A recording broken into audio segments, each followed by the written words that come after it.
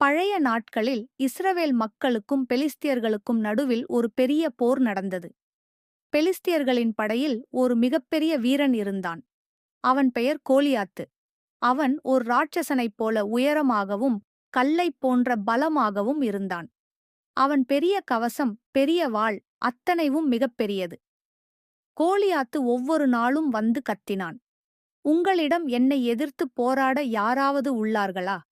ஆனால் இஸ்ரவேல் படையிலுள்ள எல்லா வீரர்களும் அவனை பார்த்தவுடன் பயந்து விட்டார்கள்.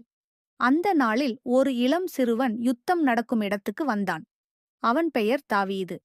அவன் போர்வீரன் அல்ல. அவன் ஒரு சாதாரண மேய்க்கரன், ஆட்டுக்கூட்டத்தை பார்த்து பாதுகாக்கும் சிறுவன்.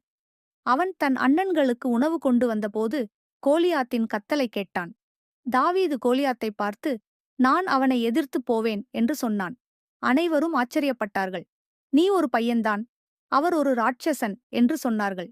ஆனால் தாவீது நம்பிக்கையுடன் பதிலளித்தான், என் ஆட்டுக்களை பாதுகாக்க நான் சிங்கத்துக்கும் கரடிக்கும் எதிராக போராடியிருக்கிறேன். தேவன் எனக்கு உதவினார். இப்போதும் அவர் எனக்கு உதவுவார். தாவீதுக்கு பெரிய கவசமும் வாளும் இல்லை. அவன் கையில் இருந்தது ஒரு பந்து எறிவாய், ஸ்லிங் மற்றும் 5 மென்மையான கற்கள் மட்டுமே. தாவீது கோலியாத்து நோக்கி நடந்தான். கோலியாத்து நகைத்து, நீயா என்னை எதிர்த்து வருவது என்று கேலி செய்தான். ஆனால் தாவீது சொன்னான், நான் தேவனுடைய நாமத்தில் வருகிறேன். அவன் பந்து எரிவாயில் ஒரு கல்லைப் போட்டான். அதை பலமாக சுழற்றினான். ஒரே அடி, கல் நேராக கோலியாத்தின் நெற்றியில் பட்டது. கோலியாத்து கீழே விழுந்தான். எல்லாரும் அதிசயித்தார்கள்.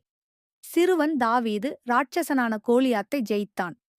அந்த நாளில் இஸ்ரவேல் மக்கள் அனைவரும் மகிழ்ச்சியடைந்தார்கள். தாவீதின் தைரியம், நம்பிக்கை மற்றும் தேவனின் உதவி அவர்களை வெற்றி பெறச் செய்தது.